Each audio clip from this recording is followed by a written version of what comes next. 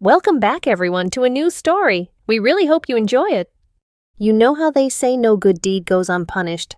I feel like my life has become the living embodiment of that phrase.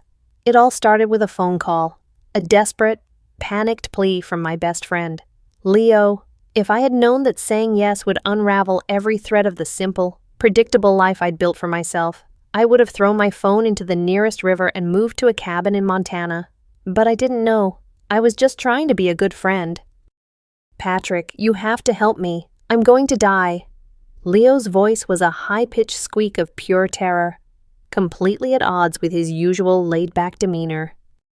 I was in my apartment, trying to figure out why my ficus tree was shedding leaves like it was autumn in the Amazon. Leo, calm down. What's wrong? Did you forget your anniversary with Chloe again? Worse, so much worse. He groaned. She found a number in my call history, a local number she didn't recognize, and now she's convinced I'm cheating on her. I sighed, abandoning the plant. This wasn't new territory. Chloe, his fiancée, was a wonderful person, in many ways smart, funny, and genuinely in love with Leo, but she had a jealous streak a mile wide. It was her one major flaw, a crack in an otherwise perfect vase. And whose number was it, I asked, already guessing the answer. It was the plumber, the guy who fixed the sink last week, but she won't believe me. She called the number, got his voicemail, and it's just one of those generic robot voices. No name. Now she thinks it's my secret burner phone for my secret girlfriend. I pinched the bridge of my nose. Leo, just show her the invoice from the plumber. Problem solved. I can't find it, and she's already spiraled. She's talking about calling off the engagement. Patrick, I love this woman. I can't lose her over a leaky faucet. His voice cracked. He was genuinely terrified. That's the thing about Leo. He's the most loyal, good-hearted guy I know. And he adored Chloe. Seeing him this distraught twisted something in my gut. Okay, what do you want me to do, I asked, resigning myself to another evening of relationship counseling. You want me to talk to her? Tell her you were with me. No, it's past that, he said, his voice dropping to a conspiratorial whisper. I kind of panicked. I made something up. Oh, no. I told her the number belonged to your sister, who's in town visiting you, and that I was calling her to ask for advice on a surprise gift for Chloe. I stared blankly at my wall. Leo, I don't have a sister. I know, but Chloe doesn't. You never talk about your family. It was the first thing that came to my mind. I even gave her a name. I was almost afraid to ask. What name? Patricia, he blurted out. I don't know, it sounded sisterly. I was silent for a long moment, processing the sheer stupidity of his lie, a lie that, somehow, now involved a fictional sibling of mine. So you want me to what? Find a woman named Patricia to pretend to be my sister? No, he said, and the desperation in his voice returned full force. Chloe wants to talk to her, now, to apologize for being suspicious. She wants to call the number back and speak to Patricia. The silence stretched again. This time, it was filled with a dawning, stomach-churning horror as I realized what he was asking. Absolutely not, I said. No way. Patrick, please, just for a minute, just get on the phone, put on a slightly higher voice, and tell her I'm the best fiancé in the world. 5 minutes. That's all I'm asking. Leo, I can't put on a higher voice. I'll sound like a cartoon character. She'll know instantly. No, she won't. Your voice is already, He trailed off, but I knew exactly what he meant. It was the elephant in the room of my entire life. Thanks to a series of hormone treatments I had to undergo as a teenager for a pituitary gland issue, I'd been left with some lasting side effects. My voice never fully dropped, settling into a higher, softer tenor than most men. My skin was smooth, almost poreless. I barely had any body hair. My facial features were finer, my jawline less pronounced. I was, for lack of a better word, androgynous. For most of my life, it had been a source of quiet shame. I was the guy who got called ma'am from behind until I turned around, the guy who had to actively try to sound more masculine just to avoid confusion. It was a constant, low-level humiliation that I had learned to live with, and now Leo wanted to use it. That's a low blow, I muttered. I know. And I'm sorry, but I'm desperate, he pleaded. Think of it this way. You are the only person in the world who could possibly pull this off. It's like you have a superpower, and your best friend is in a burning building. Please, Patrick, I'm begging you. He had me. He knew he had me. The combination of his genuine panic and the appeal to our lifelong friendship was a potent one. I squeezed my eyes shut, picturing the fallout. The best-case scenario was 5 minutes of excruciating embarrassment. The worst-case scenario, I didn't even want to think about it. Fine, I breathed out, the word tasting like ash. Fine, but you owe me, big time. I'm talking steak dinners for a year. Anything you want my firstborn child, he's yours, he said. The relief in his voice so thick it was almost tangible. Okay, she's going to call the plumber's number in 2 minutes. Just be Patricia, be nice, be sisterly. What does sisterly even mean, I hissed, but he had already hung up. I stared at my phone, my heart hammering against my ribs, my throat felt dry. I took a few deep breaths, trying to consciously relax my vocal cords, to let my voice sit in that higher register I usually tried to suppress. I practiced a few words. Hello. It came out soft, breathy, plausible. Maybe, God, this was insane. My phone rang.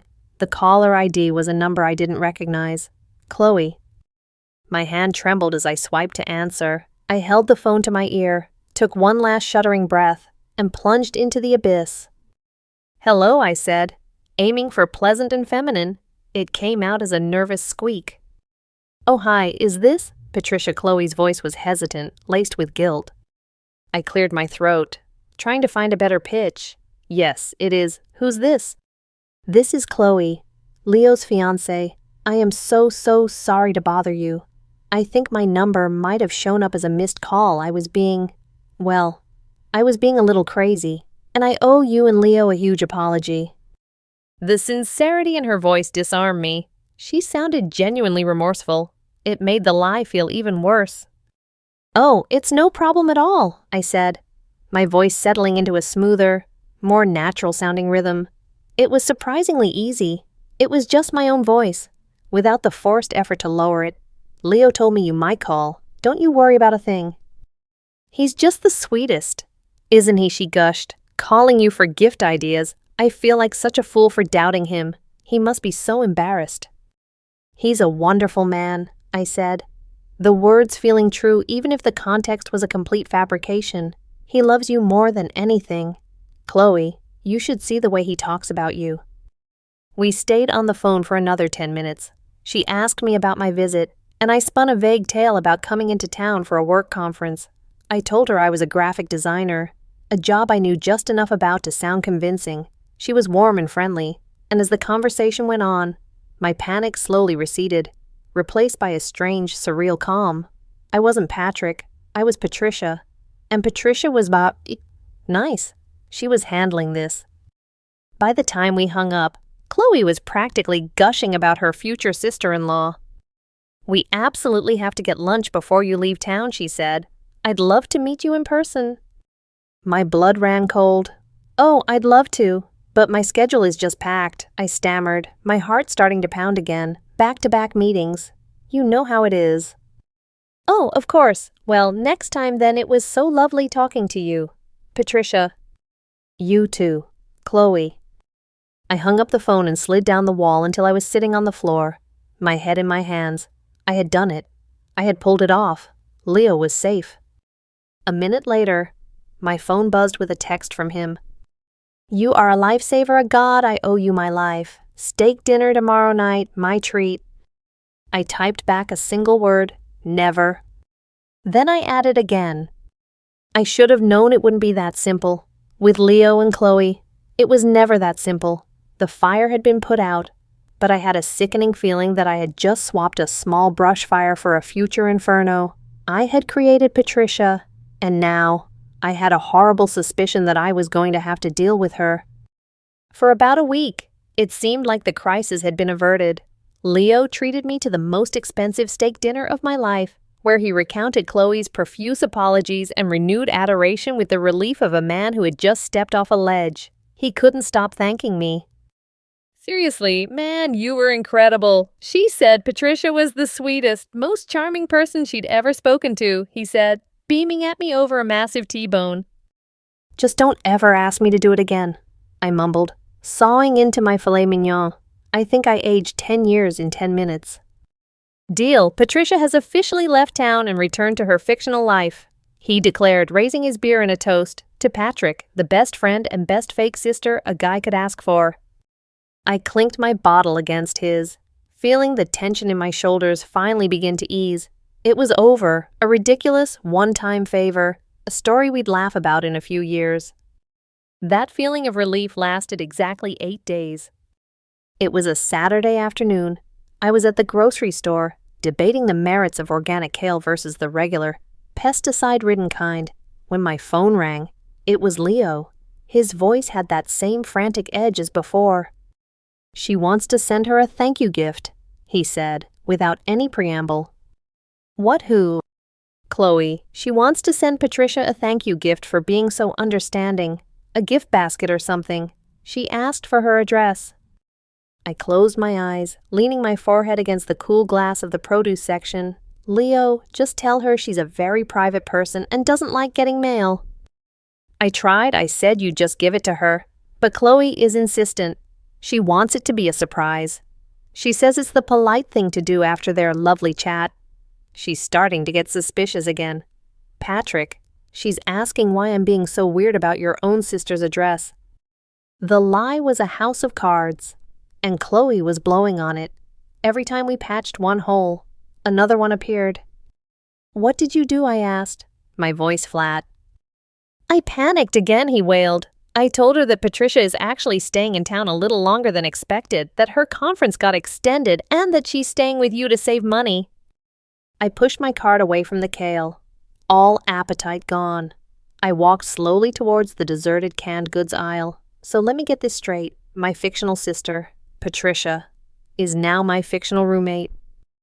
Temporarily, he insisted, just for a few more days. But the problem is, now Chloe thinks it's the perfect opportunity for them to finally meet.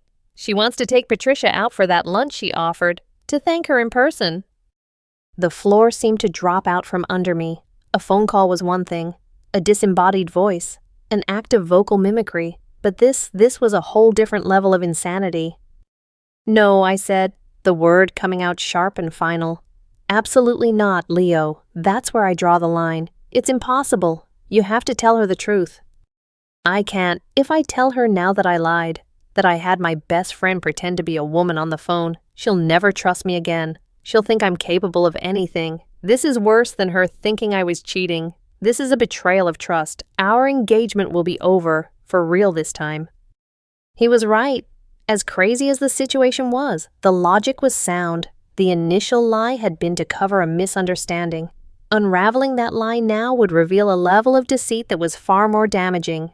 He was trapped, and he had dragged me in with him. What do you expect me to do? Leo, I demanded, my voice a harsh whisper. Show up in a dress and a wig. Do you have any idea how ridiculous that is? There was a pause on the other end of the line, a terrible, hopeful pause. Would you? He asked, his voice small. I almost hung up. I almost walked out of the store, got in my car, and just drove until I ran out of gas. But the image of Leo, my friend since kindergarten, the guy who dragged me out of my shell after my parents died, the guy who was my only real family, looking at me with those desperate, pleading eyes, I couldn't do it. This is the last time, I said, my voice heavy with defeat. One lunch, that's it. Then Patricia has a sudden family emergency and has to fly to Antarctica, and we never, ever speak of her again. You are a saint, a legend, he crowed. Thank you, thank you, thank you.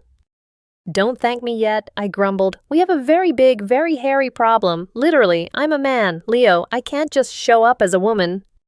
My sister can help, he said quickly, already in problem-solving mode. Sarah, she's a genius with this stuff. Makeup, clothes, all of it. And she can keep a secret. We'll go to her place. She'll get you sorted out. The lunch is tomorrow at 1. The rest of the day passed in a numb haze. I abandoned my grocery cart and went home. I stood in front of my bathroom mirror, staring at my reflection.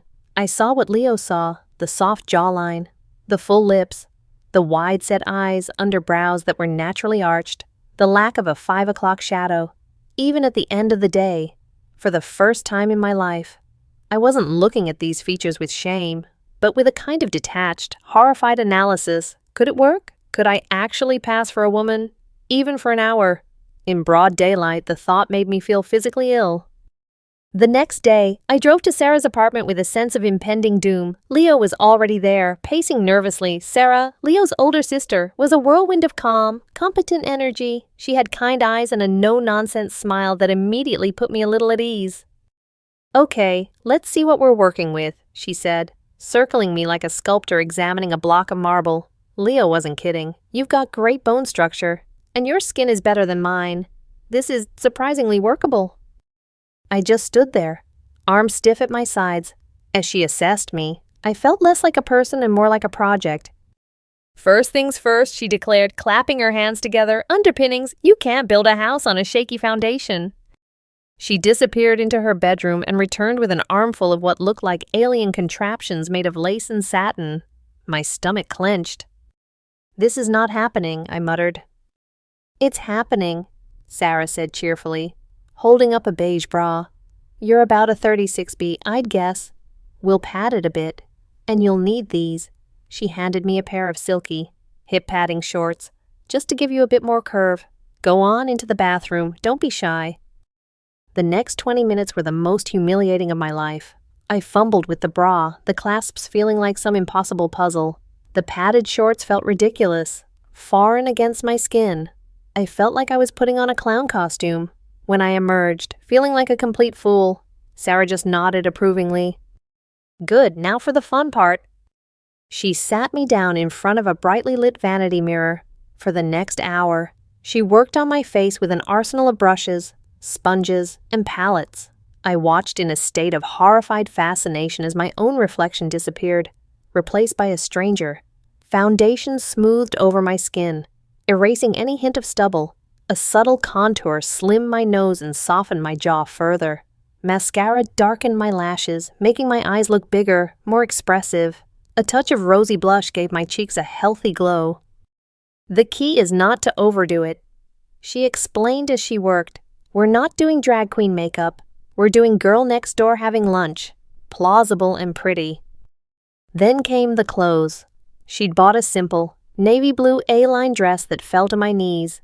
A pair of nude-colored flats. "Heels are a recipe for disaster on your first go," she wisely noted, and a light gray cardigan. The fabric of the dress was soft and swished around my legs in a way that was utterly unfamiliar. The cardigan hid my broader shoulders. The final piece was the wig. It was a simple shoulder-length style in a warm brown, with soft waves and a side part. When Sarah settled it onto my head and brushed the bangs into place, I stared at the person in the mirror and felt a genuine shock. The person looking back at me wasn't Patrick in a dress. It wasn't a man playing dress-up. It was a woman, a stranger. Yes, but a plausible one.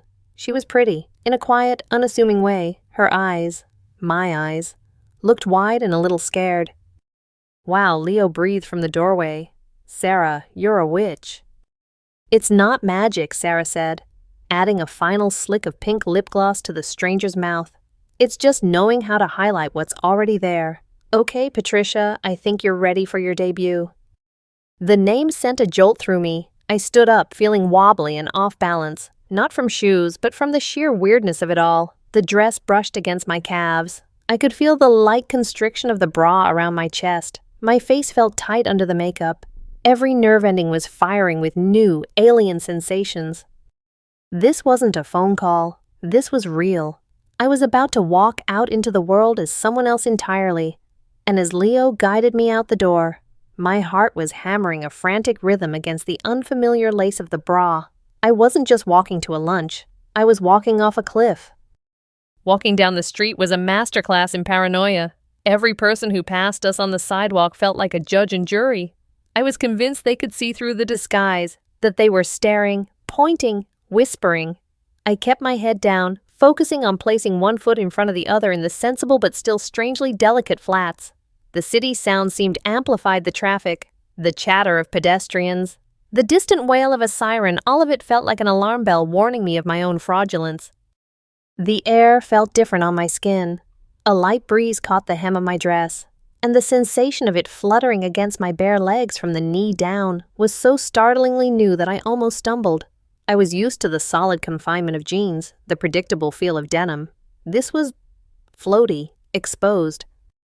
Leo, to his credit, seemed to be trying his best to act normal, which only made things more awkward. He kept a slight distance from me, as if he wasn't sure how to walk next to this new person. "You're doing great," he whispered, leaning in a little too close. "Just relax. You look totally normal." "I feel like I'm wearing a sign that says man in a dress," I hissed back, my voice coming out in the higher pitch I was trying to maintain. It sounded strained and unnatural to my own ears. "You don't. You look like my friend Patrick's sister, Patricia." He insisted, "Just try not to walk like you're carrying a fridge." I shot him a venomous glare, which probably wasn't a very Patricia thing to do. I tried to soften my stride, to take smaller steps, to let my hips move a little more, mimicking the way I'd seen Sarah walk. It felt like learning to use a new set of limbs. Everything was a conscious effort. Don't slouch. Keep your chin up, smile faintly. Don't swing your arms like a lumberjack. The restaurant Chloe had chosen was a bright, airy bistro with large windows facing the street. My stomach did a complete flip. We were going to be on full display. Chloe was already there, sitting at a small table by the window. She spotted us and her face broke into a wide, brilliant smile. She stood up and waved. There was no backing out now. "Deep breaths," Leo muttered, and then he was plastering a smile on his face and leading me towards the table. "Patricia, it's so wonderful to finally meet you in person," Chloe exclaimed. She moved in for a hug, and I froze for a split second before forcing my rigid arms to return the gesture. Her perfume was a cloud of lilac and vanilla. She was soft and warm, and the hug felt terrifyingly intimate. When she pulled back, she held me at arm's length, her eyes scanning my face. "Wow, Leo wasn't kidding. You are just lovely," she said, her expression open and genuine. There was no trace of suspicion in her eyes, only friendly admiration. "I love your dress. That color is perfect on you." "Oh, thank you," I stammered, my voice a little shaky. I felt my face flush, and I prayed it just looked like a becoming blush under the makeup. "It's so nice to meet you too, Chloe." We all sat down, and I immediately occupied myself with placing the napkin in my lap. Avoiding eye contact, the waiter came over, and I ordered an iced tea in a small, quiet voice, hoping he wouldn't look at me too closely. He didn't. He just smiled, jotted down our orders, and left. No one screamed. The building didn't collapse. The world just kept turning. The initial conversation was stilted. Leo did most of the talking, nervously bridging the gap between his fiancée and his best friend in drag. I mostly nodded and smiled, offering one-word answers whenever possible. But Chloe was persistent. She was genuinely curious about me, about Patricia. "So, what kind of graphic design do you do?" she asked, her chin resting in her hand, her focus entirely on me. I dredged up every bit of information I'd ever gleaned from online articles and conversations with an actual designer I knew. "Mostly branding and web stuff," I said. Finding my voice was becoming a little more stable. I work with a lot of small startups, helping them build their visual identity. "Oh, that's fascinating. It must be so creative." And just like that, we were talking. I told her about a fictional client, a boutique coffee shop, and found myself inventing details on the fly logos, color palettes, font choices. It was like improv acting, but my entire sense of self was on the line. To my astonishment, I was not terrible at it. The more I talked, the more Patricia began to feel less like a costume and more like a role, a character I was playing. The food arrived, and with it came a new set of challenges. How do you eat a salad gracefully? I speared a piece of lettuce with my fork, trying to move with a delicacy I did not possess. I took small bites. I dabbed my lips with my napkin. I was hyper-aware of every movement, every gesture.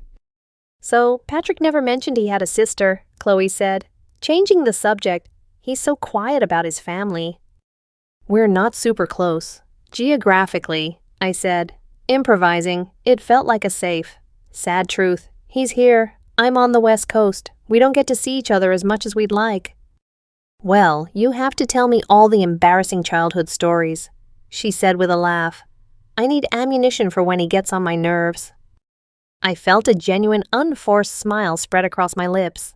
Oh, I have a few, I said, and for the next few minutes, I regaled her with toned-down, sisterly versions of my and Leo's childhood misadventures, simply swapping Leo's name for my own.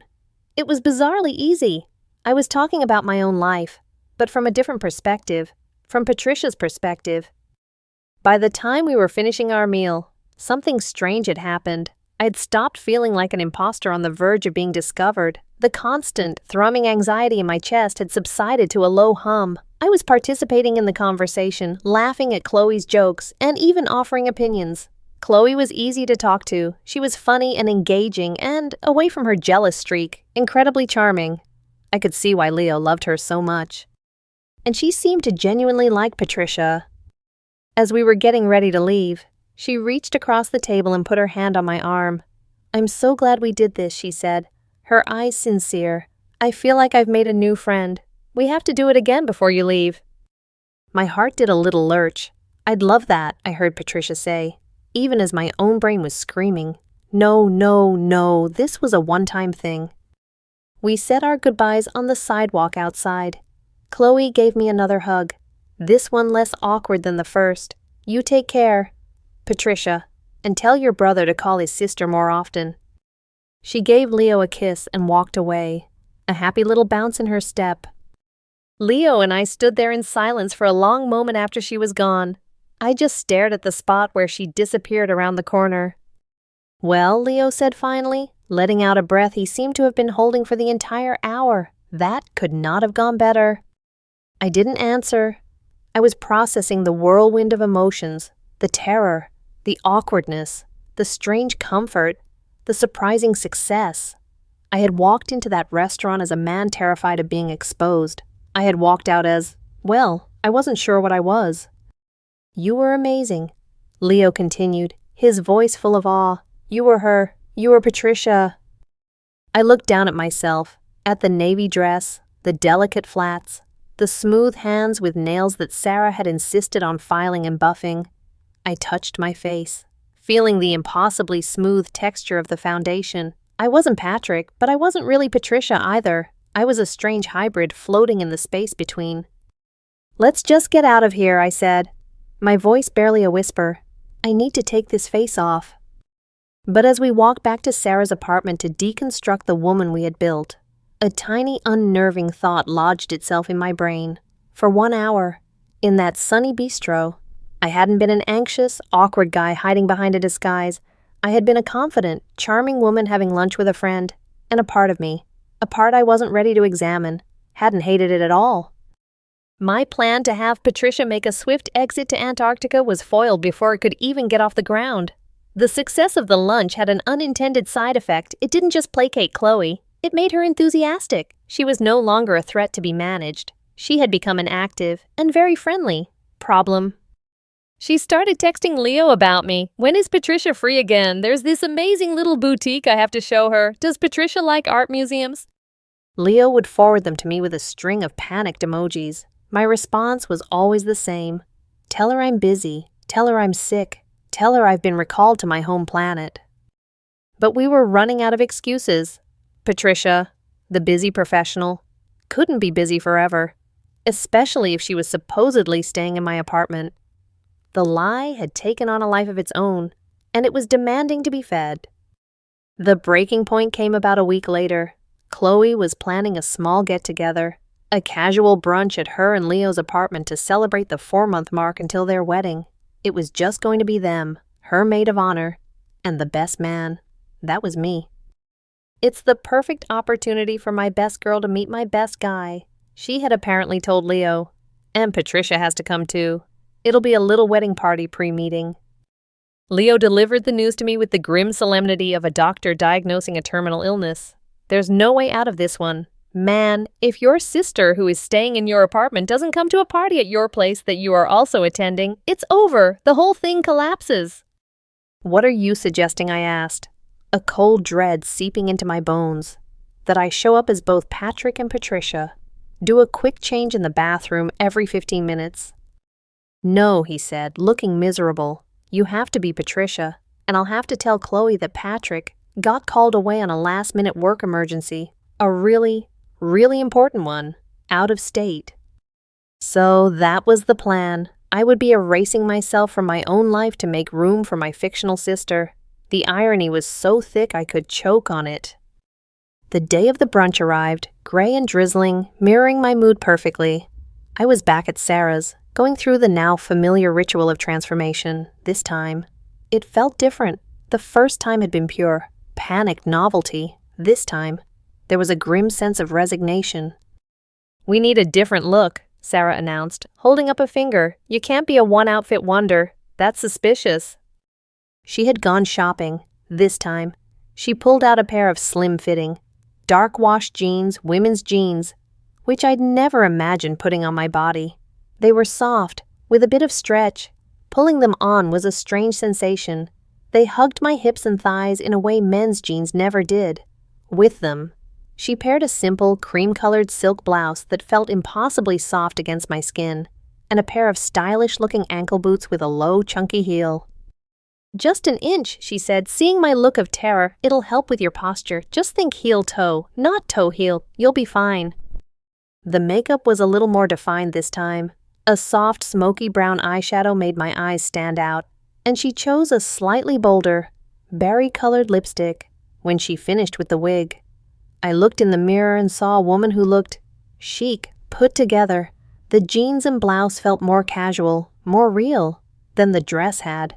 This looked less like a costume and more like an outfit. Learning to walk in the boots, even with their tiny heel, took a few minutes of awkward shuffling around her apartment. But Sarah was a patient teacher. "Don't lock your knees, let your hips do the work. You're not marching into battle."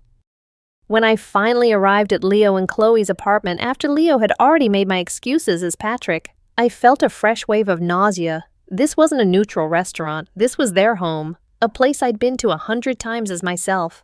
Walking in as Patricia felt like a profound violation. Chloe greeted me at the door with a warm hug. "Patricia, I'm so glad you could make it. I was so bummed to hear Patrick had to bail, but I'm thrilled you're here." She led me into the living room, where a woman with fiery red hair and a bubbly smile was arranging pastries on a platter. "Patricia, this is my maid of honor, Jessica," Chloe said. "Jess, this is Patricia, Patrick's sister." Jessica's eyes lit up. "Oh, it's so great to finally meet you. Chloe has been talking about you non-stop." She shook my hand, her grip firm and friendly. "And I have to say, your brother is a terrible best man, ditching the pre-wedding brunch." "For shame." I managed a small laugh. "Work is his life," I said, the lie tasting bitter. "I'm sure he feels awful." For the next hour, I navigated a social minefield. The three of them chatted easily about wedding plans, color schemes, and horror stories about bridesmaid dresses. I mostly listened, chiming in with safe, non-committal answers when asked a direct question. I was terrified of saying something that Patrick would know, but Patricia wouldn't. I found myself observing Jessica. She was confident and funny, gesturing with her hands as she told a story, laughing loudly, completely at ease in her own skin. I tried to subtly emulate her posture, the way she crossed her legs, the way she held her mimosa glass. The most dangerous moment came when Chloe started talking about me, about Patrick. "He's the best, isn't he?" she said, looking at me. "But he's such a closed book sometimes. He and Leo have been friends forever, but I feel like I barely know him. What's he really like?" I froze, a piece of quiche halfway to my mouth. Here I was, being asked to describe myself by my best friend's fiancé while pretending to be my own sister. The absurdity was staggering. "He's quiet," I began, choosing my words carefully. "He's always been more of an observer, but he's loyal, incredibly loyal. If you're one of his people, he'd do anything for you." The words were true, and saying them felt like a strange out-of-body confession. "And what about his love life?" Jessica asked, wiggling her eyebrows. Chloe and I are convinced he's secretly a romantic. Is there anyone special? My face burned. Not that he tells me about, I mumbled, taking a large gulp of my mimosa. He keeps that stuff pretty close to the vest. We'll find someone for him, Chloe declared resolutely. He deserves to be happy. I just smiled weakly, my stomach twisting into knots. They were talking about me as if I wasn't even there. In a way, I wasn't. Patrick was a ghost, a topic of conversation. Patricia was the one sitting on the couch, sipping champagne and orange juice. As the brunch wound down, I started to relax a little. I'd survived. I hadn't slipped up.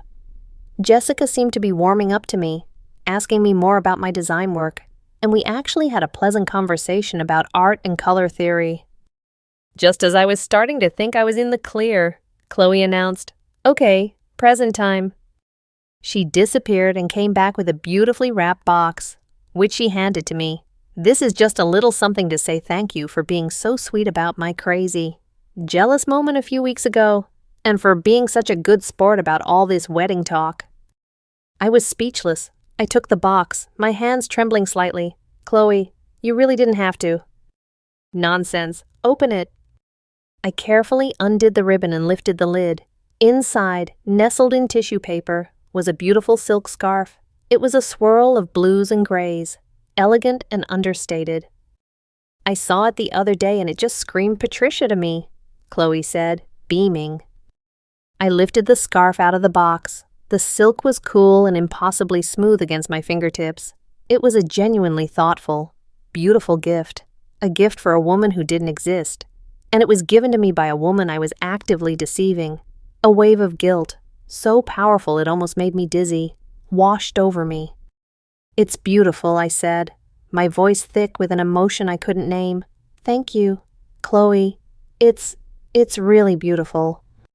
I knew, in that moment, that this had gone too far. This wasn't just a silly prank to save Leo's skin anymore. This was a real, albeit one-sided, friendship.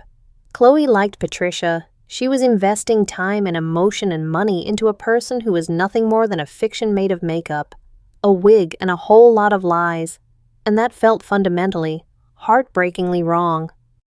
As I left their apartment, scarf clutched in my hand, I made a vow. This had to end. Soon. I didn't know how, but I couldn't keep doing this. The weight of Patricia was becoming too heavy to bear. My vow to end the charade was, like all my best intentions in this mess, immediately and thoroughly compromised. The problem was that Patricia had become useful, more than useful. She had become integrated.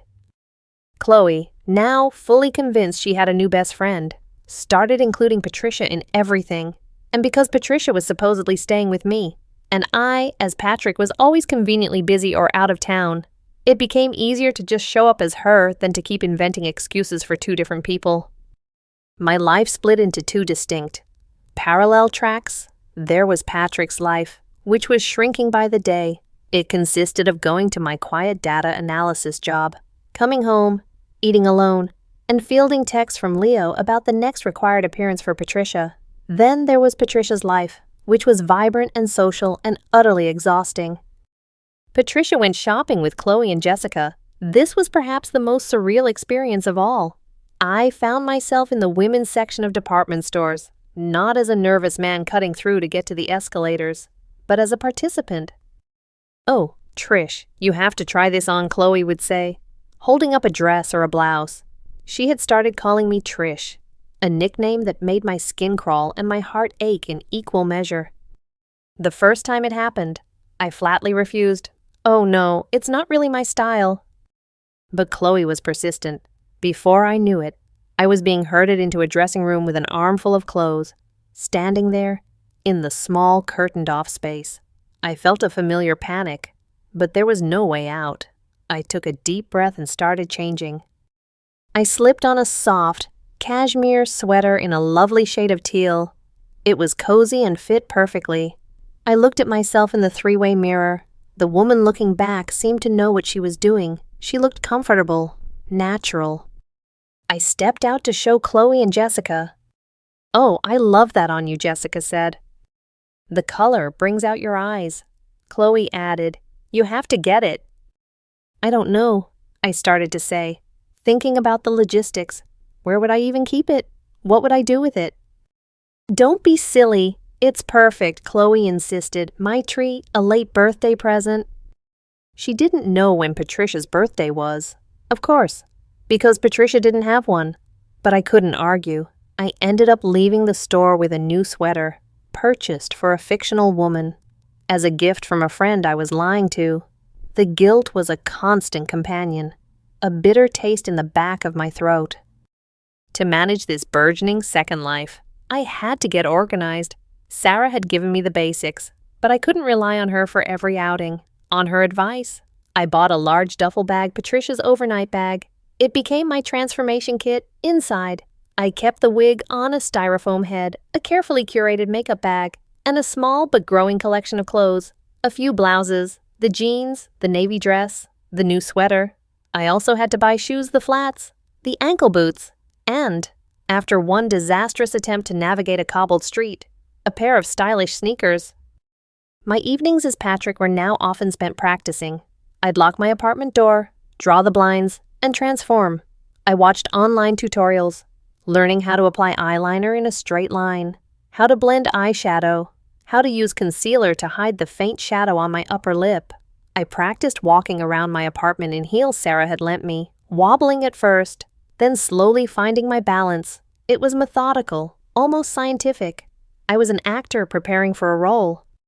But sometimes, late at night, the lines would blur.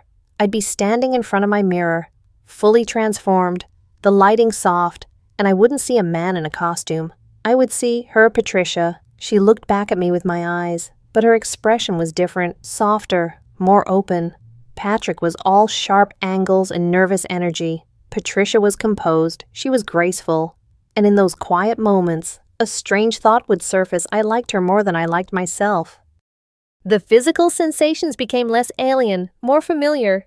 The constriction of the bra became a subtle feeling of support. The soft fabric of a blouse against my skin was comforting.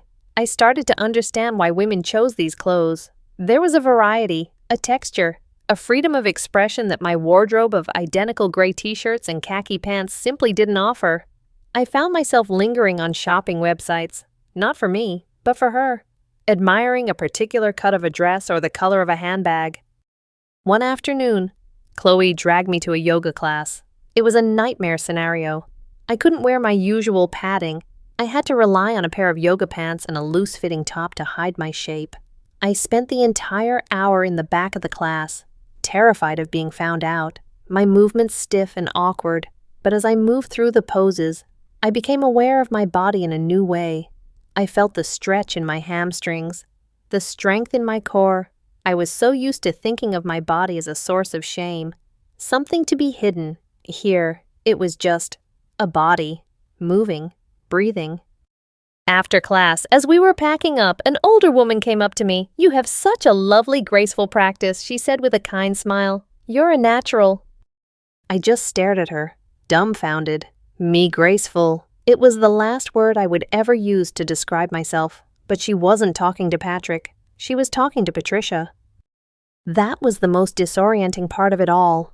As Patrick, I moved through the world feeling invisible at best, and awkwardly conspicuous at worst. I was quiet. I kept to myself. I assumed people didn't notice me, and I preferred it that way. But as Patricia, people saw me. They smiled at me on the street. Men held doors open. Women complimented Sarah's sense of style. I was having conversations with strangers in coffee shops, with cashiers, with people I would have never made eye contact with as myself. Patricia was approachable. She was someone people wanted to talk to. And every time it happened, it sent a jolt through me, a mixture of terror and a strange, illicit thrill. I was a fraud, a lie walking around in a pair of well-fitting jeans. But the validation, the simple human connection that Patricia received so effortlessly, was something Patrick had craved his entire life. The double life was a tightrope walk over a canyon, but the view from the rope was intoxicating, and I was starting to become afraid of what would happen when I inevitably had to get off. The wedding preparations were escalating, and with them, so did Patricia's involvement, Chloe, in a stroke of what she thought was genius and I thought was pure evil. Decided to throw a joint bachelorette party? Not a wild, booze-fueled weekend in Vegas, but a slightly more civilized, co-ed weekend at a rented lake house. It'll be so fun, she chirped over the phone to Patricia. We can all hang out together, boating, grilling, bonfires. You have to come. This, of course, presented an existential crisis. Patrick, as the best man, was required to be there. Patricia, as the bride's new bestie, was also required to be there. It was a paradox that threatened to tear a hole in the space-time continuum, or at least in Leo's increasingly fragile sanity. The solution was as convoluted as everything else had become. Leo, bless his panicked heart, concocted a story. Patrick had a major, unavoidable work project that would keep him occupied during the day on Saturday.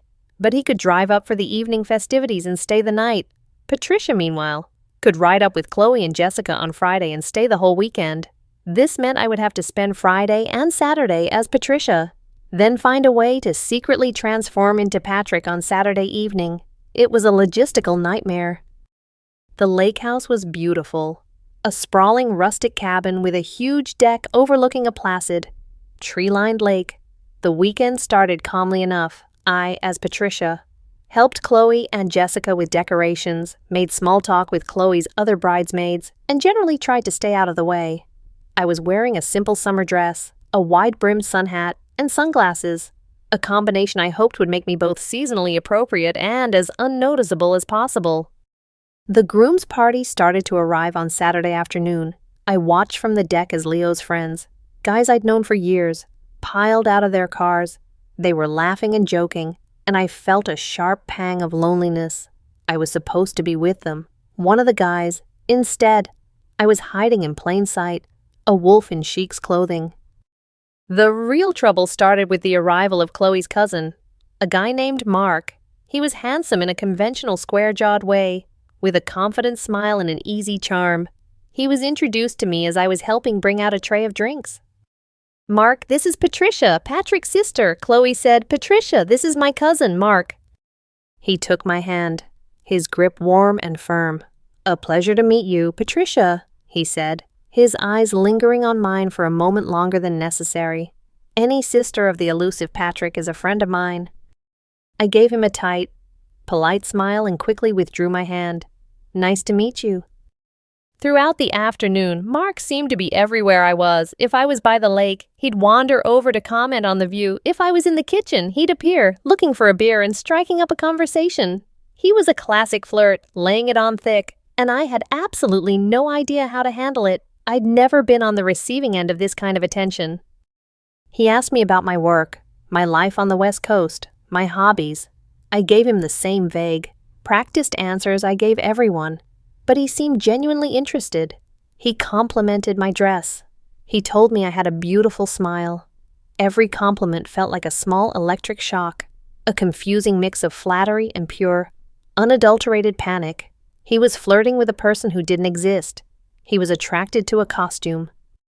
The peak of my discomfort came that evening. The sun had set, the bonfire was lit, and someone had put on music. People were talking and laughing, and the atmosphere was relaxed and happy. I was sitting on a log a little away from the main group, nursing a cup of cider, when Mark came and sat down next to me. Hiding from the crowd, he asked, his voice low and warm. "Just enjoying the quiet for a minute," I said, not looking at him. "I get that," he said. "It's a lot." He was silent for a moment, and then he said, "You know, Chloe told me you're single." My entire body went rigid. "Did she?" "Yeah, I have to say, I find that hard to believe." He shifted a little closer. I could smell his cologne, a generic, woodsy scent. "A beautiful, smart, interesting woman like you. The guys on the West Coast must be blind." I had to stop this. It was getting too real, too fast. I stood up abruptly. I should probably go help with the s'mores. But he stood up with me, stepping into my path. "Hey, wait a second," he said gently. He reached out and tucked a stray piece of my wig behind my ear. The gesture was so casual, so intimate. It sent a wave of panic through me. His fingers brushed against my cheek, and the skin tingled. I was just thinking, he said, his eyes searching mine, that maybe after the wedding, you and I could get a drink sometime. I'm out in LA for work pretty often. My mind was racing. This was the ultimate test. A man was asking Patricia out on a date. He was looking at this construction of fabric and makeup and seeing a desirable woman. And for one insane, fleeting second, a part of me felt a flicker of triumph. I had done it. I had created a person so convincing that someone wanted to date her. But the triumph was immediately swallowed by the horror of the situation. "Mark, that's very flattering," I said, my voice barely a whisper. I took a half step back, creating some space between us. "But I don't think that's a good idea." His face fell, his confidence wavering. "Oh, is there someone else?" "It's complicated," I said, which was the understatement of the century. "I'm not really in a place to date right now." The rejection, as gentle as I could make it, seemed to land. He looked disappointed but respectful. "Okay, I understand. My loss." He gave me a small, sad smile and then retreated back to the main group around the fire. I stood there for a long moment, my heart hammering against my ribs. I felt shaky, my hands trembling. This was the moment the double life had been building towards. It wasn't just about fooling people anymore. It was about navigating the real-world consequences of that deception. I had just rejected a man, not because I wasn't interested, but because the person he was interested in was a complete fabrication. The interaction left me feeling hollowed out, a strange mix of guilt for deceiving him and a profound sadness for the woman he thought he was talking to. Patricia could be asked out, Patrick never was. Later that night, after a frantic and clandestine transformation in a locked bathroom, I emerged as Patrick. I walked out to the bonfire, and Leo clapped me on the shoulder. "There he is, the working man. Glad you could make it." Mark glanced over at me, his eyes doing a quick dismissive scan. He gave me a curt nod and then turned back to his conversation. To him, I was just some guy, the brother of the interesting, beautiful woman he'd been talking to earlier. I was a footnote to a more compelling story. And as I stood there, watching the firelight dance on the faces of my friends, I felt more like an imposter as Patrick than I had all weekend as Patricia. The drive home from the lake house was quiet. I drove my own car. Having arrived late as Patrick, Leo rode with me. He kept trying to make conversation, to joke about the weekend, but I couldn't engage. My mind was a tangled mess of conflicting emotions from the encounter with Mark.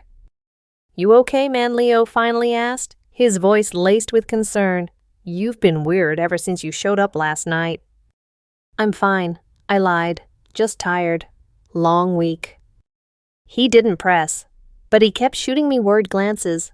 How could I explain it to him? How could I articulate the profound sense of dislocation I was feeling, that I had spent the weekend feeling more seen and alive as a fictional woman than I had in years as myself? That being dismissed by Mark as Patrick hurt in a way that being admired as Patricia had terrified me. It was too complicated, too messy. I barely understood it myself. The next few weeks were a blur of final wedding preparations. There were meetings with florists, cake tastings, and a disastrous dance lesson that Patricia had to attend with Chloe and Jessica because Patrick was, once again, stuck on a conference call. I was becoming an expert at the quick change, transforming in my car in dimly lit parking garages, my duffel bag always at the ready. The lines between my two lives were no longer just blurring. They were bleeding into each other. At my day job, I found myself analyzing data with a new perspective, noticing patterns and design flaws in user interfaces that I would have missed before. It was the graphic designer in Patricia, the part of me I'd invented, seeping into my professional life. I even submitted a report with suggestions for a visual overhaul of our dashboard, and my boss was surprisingly impressed. At home, my apartment was slowly being taken over. Patricia's clothes hung in a garment bag in the back of my closet. Her makeup was organized in a train case under my bathroom sink. Her shoes were lined up neatly next to my own worn-out sneakers. Sometimes I'd open my closet and the faint scent of Chloe's lilac and vanilla perfume, which had clung to Patricia's cardigan, would drift out. My space no longer felt entirely my own. The turning point, the moment where the last thread of my old reality snapped, came on a Tuesday night, about a week before the wedding. I had just gotten home from another Patricia errand, helping Chloe pick out a last-minute gift for her parents. I was exhausted. The constant vigilance, the mental gymnastics of being two people, was taking its toll. I went into the bathroom to begin the process of deconstruction. I peeled off the false eyelashes, wiped away the eyeshadow and mascara. I scrubbed my face with a cleansing balm until every trace of foundation was gone. But when I looked in the mirror, I didn't feel a sense of relief. I didn't feel like I was returning to myself. I looked at my reflection. The face staring back was mine, Patrick's face. The jaw was a little softer than most, the lips a little fuller, but without the makeup to enhance those features, without the wig to frame them, my face looked wrong. It looked plain, incomplete. The features that had once been a source of shame now just seemed bland. I ran a hand through my own short, unremarkable hair. It felt bristly and unfamiliar after the softness of the wig. I looked down at the simple t-shirt and jeans I'd changed into. They felt like a costume, a drab, ill-fitting one. The clothes felt bulky, shapeless. I felt like a boy playing dress-up in his father's clothes. My gaze drifted to the corner of the bathroom, where the wig was resting on its stand. Patricia's wig. On a strange impulse, I walked over and picked it up. The synthetic hair was cool and smooth. I walked back to the mirror and without really thinking, I settled it onto my head. And there she was. Even with my face scrubbed clean of makeup, the wig changed everything. It softened my face, highlighted my eyes. It transformed me, and in that moment, looking at the reflection of Patrick's face framed by Patricia's hair, I felt a shocking, gut-wrenching moment of recognition. This, I thought, my heart pounding, this feels right. It was a terrifying thought. It was illogical. It was insane, but it was also undeniably true. The reflection with the long hair looked more like me than the one without. Driven by this bizarre revelation, I started to put the makeup back on. Not the full face I wore for Chloe, but just a little. Some concealer under my eyes, a touch of mascara to define my lashes, a bit of tinted lip balm. It wasn't Patricia's face. It was my face, just all enhanced, softened. I stared at the person in the mirror for a long time. This person wasn't quite Patrick, and not quite Patricia. It was someone in between, someone I hadn't met before, and I wasn't afraid of them. For the first time, I looked at my reflection without a filter of shame or a feeling of being a fraud. I took off the wig and put it away. I changed out of my t-shirt and into the soft cashmere sweater Chloe had bought for Patricia. I pulled on the women's jeans. They fit better than any pair of men's jeans I owned. They hugged my body in a way that felt correct. I walked through my quiet apartment, an alien in my own home, dressed in a strange mix of identities, and I realized the truth. The disguise wasn't the dress and the makeup. The disguise was the gray t-shirt and the ill-fitting pants. Patrick was the role I had been playing my whole life, the role of a man who was constantly apologizing for not being masculine enough, who was trying to hide the parts of himself that didn't fit. Patricia wasn't a lie. She was an exaggeration, a caricature, maybe, but she was born from something real inside me. She was the confidence I never had. She was the grace I never thought I possessed. She was the part of me that wasn't afraid to be seen. The whole charade had been built on a lie to save Leo, but somewhere along the way, it had become a strange, twisted, and accidental journey of self-discovery. I had started this thinking I was helping my friend, but I had ended up finding a piece of myself I never knew was missing. The wedding was in 5 days. The lie had to end. Patricia had to disappear. But as I stood in the middle of my living room, feeling the soft wool of the sweater against my skin, I knew that even when she was gone, I could never fully go back to being just Patrick again. Something new had been awakened, and I had no idea what to do with it. The day of the wedding arrived in a blaze of autumn glory. The air was crisp, the leaves were a riot of red and gold, and the sky was a perfect, cloudless blue. It was the kind of day that felt full of promise and new beginnings. For Leo and Chloe, it was the start of their life together. For me, it felt like an ending. This was Patricia's last day. My role was twofold and deeply stressful. I was to arrive early at the venue, a beautiful old country inn, as Patricia, to help Chloe and the bridesmaids get ready. Then, at the last possible moment, I was to perform my final, most daring transformation and emerge as Patrick, the best man, just in time for the ceremony. The logistics gave me a splitting headache. The morning was a flurry of hairspray, champagne, and nervous energy. I was dressed in a simple, elegant dark green dress that Sarah had helped me pick out, something befitting a close friend of the bride. I moved through the bridal suite on autopilot, helping Chloe with her veil, fetching glasses of water, and offering words of encouragement. I felt a profound sense of melancholy. This was the last time I would be in this world of easy female camaraderie that I had been allowed to visit. Chloe was a nervous wreck, fluttering around the room like a beautiful, lace-clad bird at one point. She pulled me aside, her eyes shining with unshed tears. "Trish, I couldn't have gotten through these last few months without you," she said, gripping my hands tightly. "You've become one of my best friends. I'm so glad Leo introduced us." The guilt hit me like a physical blow. I had to bite the inside of my cheek to keep from crying. "You're going to be so happy, Chloe," I managed to say, my voice thick. "Leo is a lucky man." "I'm the lucky one," she whispered. Just before it was time for the ceremony to start, I made my excuses.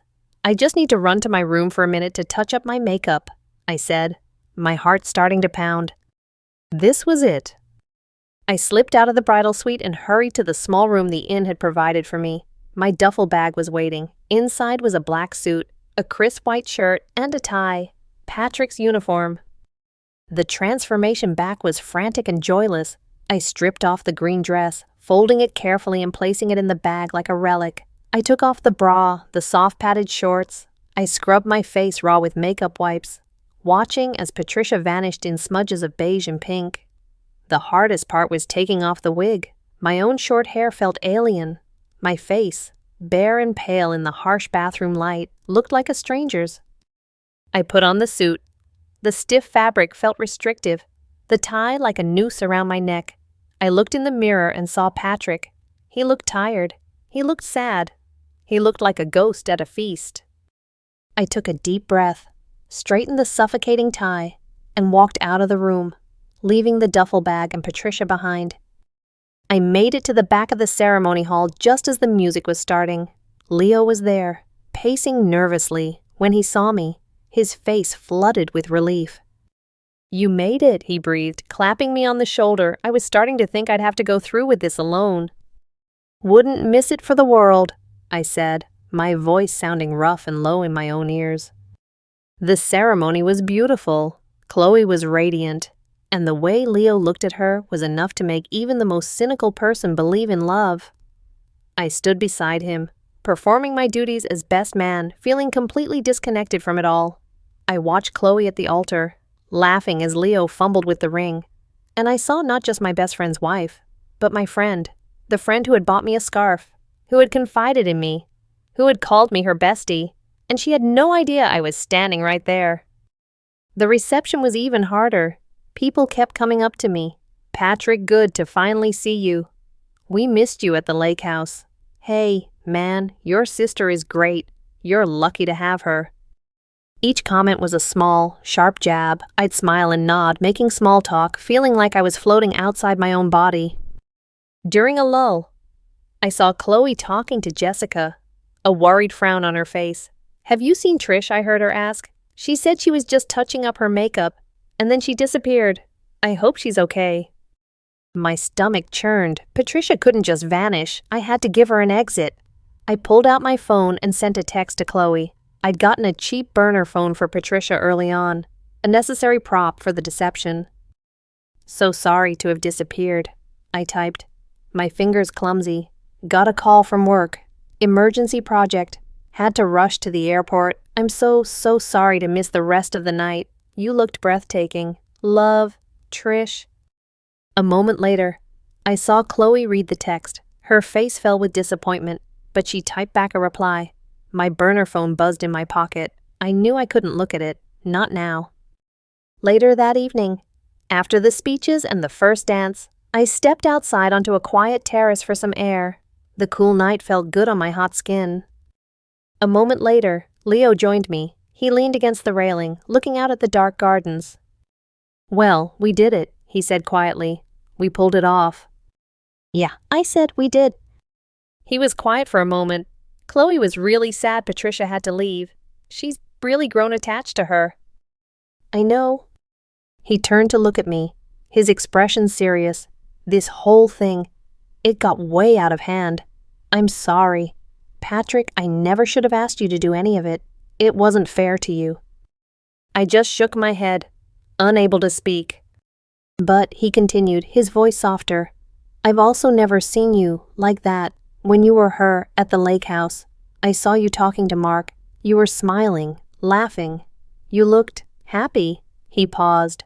I don't see you look happy like that very often. Man. His observation, so simple and so astute, cracked open the dam I had built around my emotions. My eyes burned. Leo, I started, but my voice broke. He didn't say anything. He just put a hand on my shoulder, a gesture of silent, unwavering friendship that we had shared since we were kids. It's okay, he said softly. Whatever it is, it's okay. We stood there in silence for a while longer. Patricia was gone. The lie was over. Leo and Chloe were married. Everything should have gone back to normal, but I knew it couldn't. I had changed. The mirror in my bathroom had shown me a truth I could no longer ignore. I didn't know what the future held. I didn't know how to bridge the gap between the man I was supposed to be and the person I felt I was becoming. There was no easy path forward. It would be confusing and probably painful, but for the first time in my life, I felt a flicker of something that wasn't shame or fear. It was a tiny spark of possibility. I thought about the duffel bag in my hotel room, the green dress, the makeup, the wig. My first instinct had been to throw it all away, to erase every trace of Patricia. But now, I wasn't so sure. Maybe it wasn't an ending. Maybe, just like for Leo and Chloe, this was a new beginning, my own. Strange, terrifying, an utterly unexpected wedding day, a marriage of the two halves of myself. I think, I said to Leo, my voice quiet but clear in the cool night air, I need to go try on something new.